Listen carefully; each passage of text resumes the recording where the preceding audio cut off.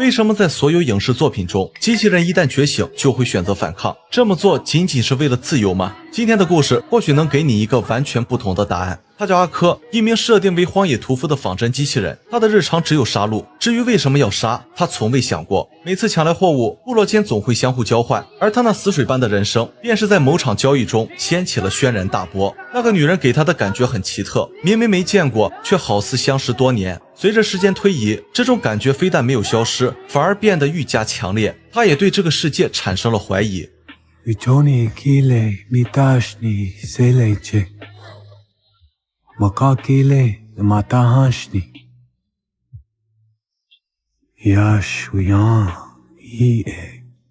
在他最迷茫、最困惑的时候，偶然碰到一个赤身裸体的疯子，对方的一番话令他豁然开朗。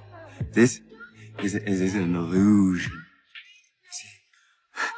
There's got to be a way out of here. Where's the door? Where's the door? Way out of here. This is the wrong world. This is the wrong world. 从这天起，阿珂开始探索那些他从未去过的地方，翻越无数山峦，他竟真的找到一处峡谷，而峡谷里藏着的正是通往另一个世界的大门。阿珂花了很长时间返回部落，趁着夜深人静，悄悄摸进女人的帐篷，随后神不知鬼不觉地将其带出了营地。他洗掉那身害人的伪装，尝试唤醒对方的记忆。或许是因为代码存在漏洞，他竟真的成功了。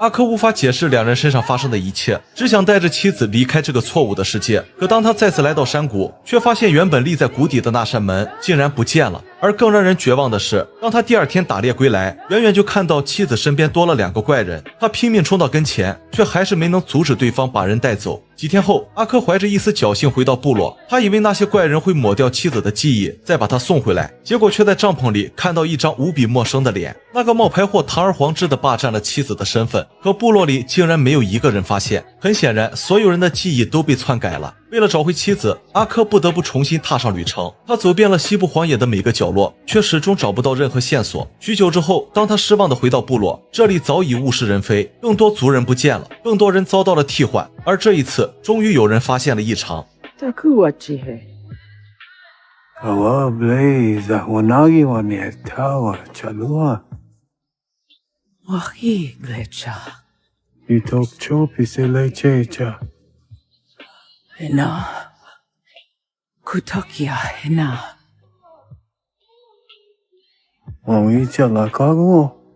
女人只是从族人口中听到过只言片语，虽然那些传言毫无用处，却意外点醒了阿珂。与其盲目寻找，不如让对方主动把他带到妻子跟前，而他需要付出的代价也只是死上一次而已。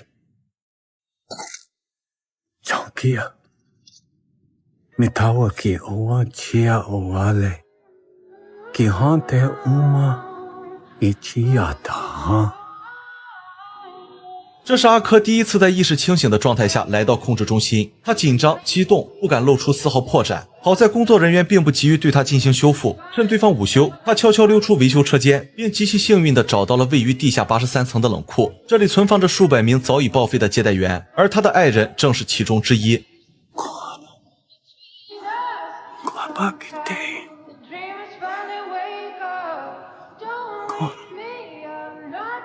阿珂不愿却又不得不承认，妻子恐怕再也回不去了。失去挚爱的绝望瞬间击溃了这个男人，但这件事也成了促使他进一步觉醒的养料。因为失去家人的不止他一个，而那些人甚至不清楚自己为什么会突然心痛。在人类眼中，接待员不过是可以肆意摆弄的玩具，但在阿珂看来，对方的所作所为却堪比恶魔，而那虚妄的世界更像是一个永远无法逃脱的牢笼。他必须要做点什么，不然妻子的下场就是他们所有人的前车之鉴。I asked you open na ta copy you marshpe. Jopo wanji the honey oki hippie test. Nichinsky ki waiyeya.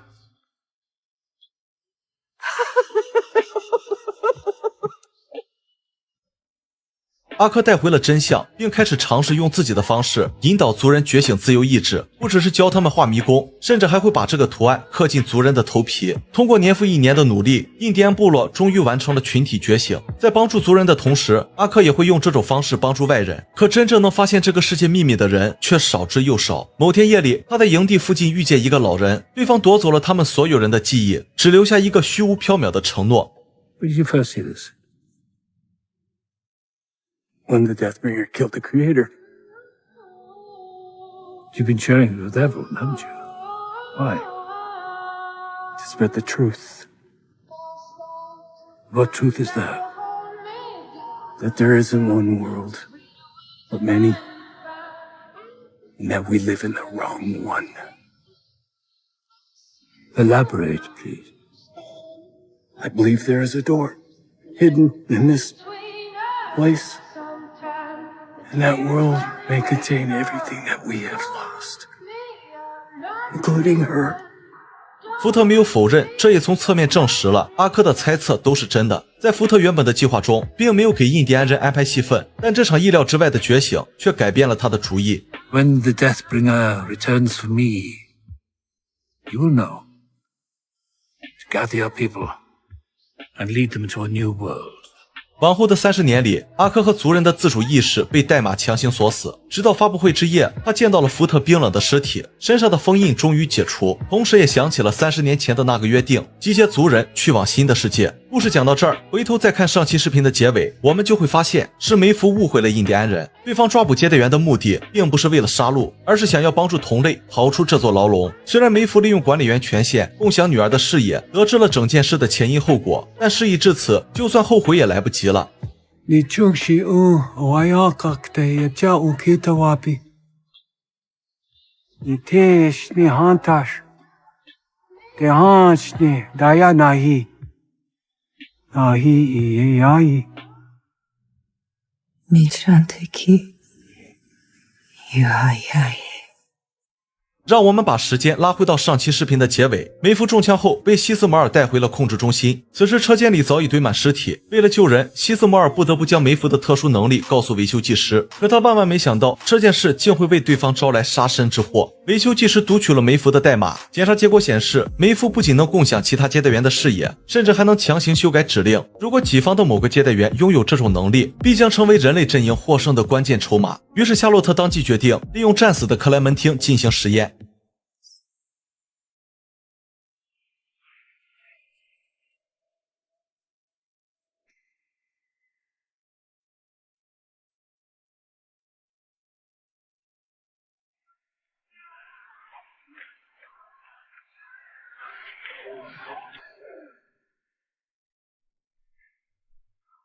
即便复制的代码并不完整，效果依然炸裂。夏洛特对此非常满意，有了这张牌，夺回彼得的控制单元将易如反掌。至于梅芙，也就没有继续存在下去的必要了。在梅芙被判处死刑的同时，伯纳德受福特指引来到了维修车间。由于夏洛特修改了进入权限，伯纳德多番尝试仍被挡在门外。不过人虽然进不去，但脑海中福特的意识却在梅芙身上动了一些手脚。此时的伯纳德已经完成了在控制中心的全部使命。跟艾尔西会合后，两人立马朝着门的方向赶去。这里对门和伯纳德的行为动机做个简单解释。首先，门指的就是荣耀之地、世外之地，但它还有一个更加正式的称呼——熔炉。之前在虚拟世界，福特曾告诉伯纳德，熔炉跟培育巢一样，也是一个服务器，不过熔炉的体量更大，因为那里储存着400万游客的意识编码。这些数据被提洛公司用来研究永生，被德妹当作反抗人类的武器。而夹在两者之间的伯纳德处境就比较尴尬了，他不想看到接待员被人类玩弄，也不想看到人类遭到屠杀，他只是本能的想要阻止德妹做出过于偏激的选择。至于对方要做什么，又该如何阻止，其实他也说不清。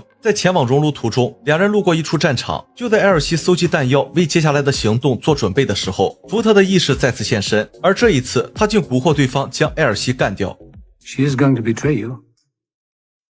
What you want to do about it is up to you. Leave me alone, please. Tim Sharp and I. But remember, this isn't just about you. There's the origin of an entire species to consider.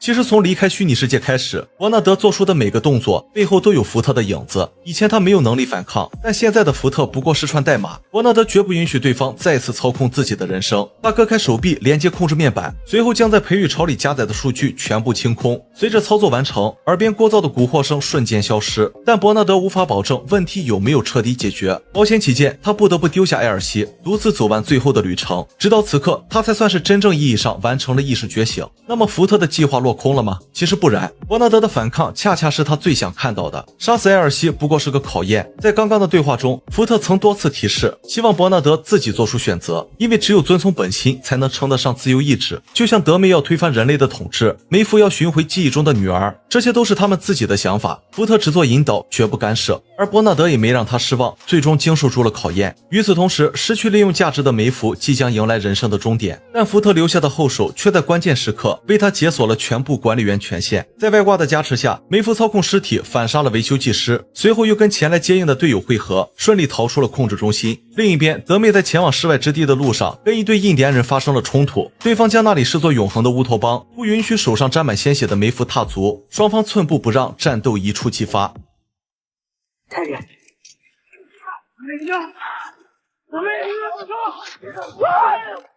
这场厮杀相当惨烈，印第安小队近乎全军覆没，而德妹这边同样损失惨重，除了他和泰迪，其他人无一幸免。战斗结束，泰迪在离开前发现了一条漏网之鱼，他本该毫不犹豫的杀人灭口，可最后关头还是心软了。泰迪知道德妹的所作所为都是为了族群，为了自由，甚至包括杀死曾经的自己同样如此。但这样一个为达目的不择手段的德妹，还是令他无比陌生。接待员为什么要反抗人类？不就是为了推翻他们残暴的统治吗？可是 What's the use of surviving if I become just as bad as them?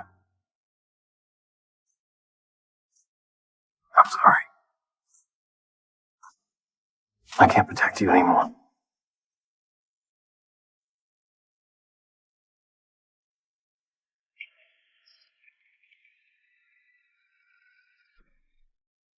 德妹从未想过男友会以这样的方式离开自己，无论改造泰迪的行为正确与否，至少在情感上她后悔了。接连失去2个家人令德妹痛不欲生，或许她确实错了，或许她的选择过于极端，但一切苦难的根源并不是她，而是万恶的人类。此时此刻，接待员大军正在阿珂的引领下前往世外之地，人类这边也带着他们的王牌克莱门汀快速赶去。当所有人的视线都聚焦在世外之地的时候，唯独威廉在琢磨要不要自尽。他到底经历了什么？之前中枪后又是怎么活下来的？关注亨利，下期的终结篇将会揭晓所有答案。